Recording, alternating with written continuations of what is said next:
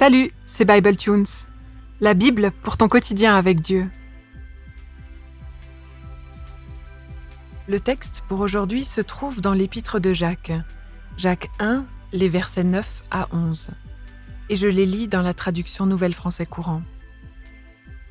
Que le frère ou la sœur qui est pauvre soit fier, parce que Dieu l'élève. Et que le frère ou la sœur qui est riche soit fier, parce que Dieu l'abaisse. La personne riche passera comme la fleur des champs. Le soleil se lève, sa chaleur brûlante dessèche les champs, la fleur tombe et perd sa beauté. De même, la personne qui est riche se flétrira dans ses activités. Est-ce que tu es riche ? Il est ici question des riches et des pauvres. Est-ce que tu te considères comme riche ou plutôt comme pauvre ? Ou peut-être entre les deux ? Il y a évidemment un aspect objectif dans la réponse à cette question, et puis un côté plus subjectif lié à ton ressenti. Avec ce texte de Jacques qui dit que les riches seront traités d'une manière et les pauvres d'une autre, la question se pose. Tu te dis probablement qu'il y a des personnes qui sont beaucoup plus riches que toi, et c'est vrai. Je me souviens qu'un de mes profs d'éthique disait à quel point c'est flagrant qu'on se compare spontanément avec des personnes plus riches que soi. Pour répondre à cette question « Est-ce que je suis riche ?», on se compare rarement avec les plus pauvres. Et c'est une grande question. Est-ce qu'on peut dire objectivement qu'on est riche ou pauvre ? La situation dépend évidemment du contexte de vie et du pays où on habite. Je suis un peu allée creuser et il y a des indicateurs très objectifs pour savoir si tu es riche ou non. Si tu habites en France, tu es considéré comme riche si la valeur de ton patrimoine, c'est-à-dire toutes tes richesses confondues, dépasse 490 000 euros.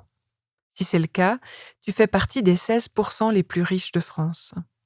Niveau salaire, l'Observatoire des inégalités considère comme riche une personne qui vit seule avec plus de 3 600 euros par mois et comme pauvre, une personne qui gagne moins de 1 102 euros par mois.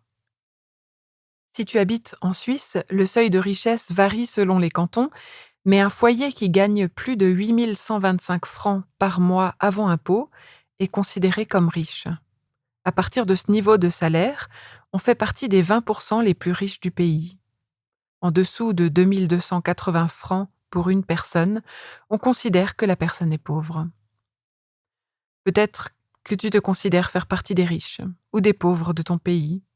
Statistiquement, c'est très probable que tu sois entre les deux, ni riche ni pauvre. Pourtant, si on met ces chiffres en perspective à l'échelle de la planète, les Français, les Suisses et les autres Européens font partie des grands privilégiés. Si tu as de quoi manger à ta faim, si tu as des vêtements dans ton armoire, un toit au-dessus de la tête et un lit où dormir, tu es plus riche que 75% de la population mondiale. Ça, c'était pour le critère objectif, mais évidemment, être riche ou pauvre, c'est aussi quelque chose de subjectif. Une femme racontait par exemple que dans son église, tout le monde s'était cotisé pour pouvoir aider une famille pauvre. Et puis elle raconte qu'elle, avec sa famille aussi, ils s'étaient mobilisés, ils avaient accepté des petits boulots supplémentaires, ils avaient vendu des objets dont ils n'avaient pas besoin, et ils étaient tellement fiers et contents de pouvoir participer à cette collecte pour aider une famille pauvre, jusqu'à ce que l'église leur apporte à eux le résultat de tout ce qui avait été rassemblé par l'église. Et cette femme raconte qu'elle était extrêmement surprise parce que, elle s'était jamais considérée comme pauvre. Elle avait toujours d'autres personnes bien plus pauvres qu'elle en tête, des personnes qui n'avaient pas un toit, des personnes qui étaient toutes seules, et elle était très étonnée que l'Église l'avait considérée ou les avait considérés comme pauvres. C'était pas comme ça qu'ils s'envisageaient eux-mêmes. Mais je te propose de revenir au 1er siècle, à ces versets de l'épître de Jacques. Dans les passages précédents, on a vu que Jacques parle d'épreuves qui créent la persévérance et dans lesquelles on peut manquer de sagesse. En lisant la lettre en entier, on comprend que les destinataires de cette lettre sont plutôt pauvres et que c'est aussi quelque chose qui contribue à leurs épreuves. La plupart des chrétiens auxquels Jacques s'adresse travaillaient sans doute sur les vastes domaines des riches fermiers qui les exploitaient. On peut lire ça dans le chapitre 5, les versets 1 à 6. Les chrétiens pauvres n'étaient pas des esclaves, mais plutôt un groupe défavorisé qui devait travailler dur pour gagner sa croûte. Un groupe qui était pas vraiment protégé par les lois, ou en tout cas pas aussi bien que ne l'étaient les riches et les bourgeois. La grande majorité des chrétiens avaient un lopin de terre trop petit pour réellement en vivre, et si une sécheresse ou une grêle ou une tempête survenait, ils étaient obligés d'hypothéquer leur terre et si la situation difficile se poursuivait, de la vendre aux plus riches. Du coup, les terres se concentraient progressivement dans les mains des riches. Dans ce contexte, en bon pasteur, Jacques rappelle aux sœurs et frères pauvres qu'ils doivent être fiers parce que Dieu les élève et parce que les riches passeront. Ce qui est une honte pour eux devient leur fierté. Pourquoi ? Parce que Jésus lui-même s'est fait pauvre. Vous vous souvenez peut-être de ce verset qu'il n'avait nulle part où poser sa tête. Comme le dit Philippiens 2, lui qui était de condition divine a renoncé à tout ce qu'il avait pour devenir un être humain parmi les êtres humains. Autrement dit, quand on est pauvre, comme les destinataires de la lettre de Jacques, on est dans le lieu que Jésus a rejoint en venant sur terre. Jésus s'est même dépouillé encore davantage puisqu'il a accepté la condamnation à mort.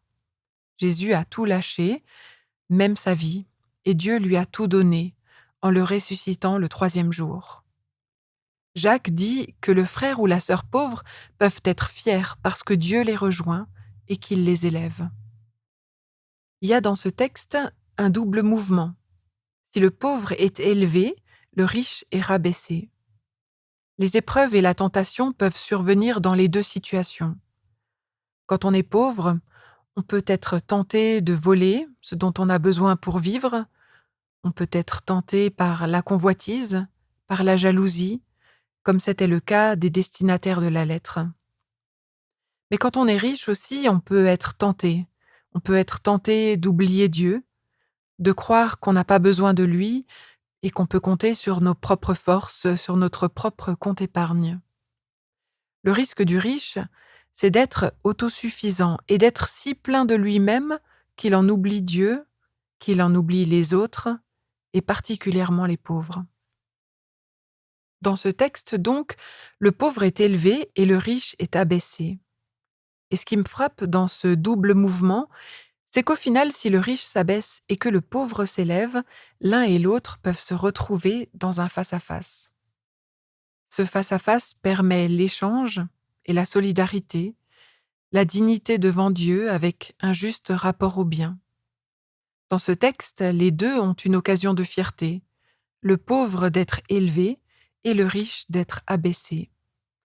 C'est dire qu'il y a un chemin de salut pour tous les deux. Tous deux ont l'occasion d'être fiers en reconnaissant leur besoin de Dieu. Dieu est là où c'est indispensable. Les bien portants, disait Jésus, n'ont pas besoin d'un médecin. Marc 2, 17. Finalement, la question centrale de ces versets, c'est celle-ci. En qui ou en quoi est-ce que je mets ma confiance et ma fierté ? La question est essentielle et elle ne peut pas juste être balayée. Elle est une question déterminante pour notre santé spirituelle. Si tu es pauvre, Dieu te comble d'honneur et tu n'as pas à avoir honte. Et si tu es riche, Dieu t'appelle au partage et à la générosité, à ne pas te cramponner à tes biens et à vivre dans un souci de celles et ceux qui t'entourent et particulièrement les plus pauvres. On l'a dit, les destinataires de la lettre de Jacques sont majoritairement pauvres et les agriculteurs craignaient particulièrement les sécheresses parce qu'elles avaient le potentiel de les déposséder de leurs terres. Pour les encourager, Jacques cite ici le prophète Ésaïe au chapitre 40, les versets 7 à 8. La personne riche passera comme la fleur des champs. Le soleil se lève, sa chaleur brûlante dessèche les champs, la fleur tombe et perd sa beauté. De même, la personne qui est riche se flétrira dans ses activités.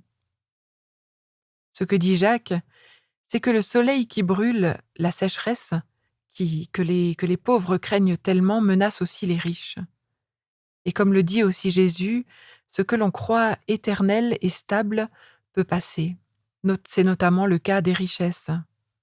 Et Jésus avertit, Matthieu 6, 21, « Là où est ton trésor, là aussi sera ton cœur. » Alors c'est une belle invitation à rester attentif à l'essentiel. Est-ce que j'ai besoin d'être élevé ou est-ce que j'ai besoin d'être rabaissé? Ça fait partie de ce chemin de foi sur lequel Jésus nous invite.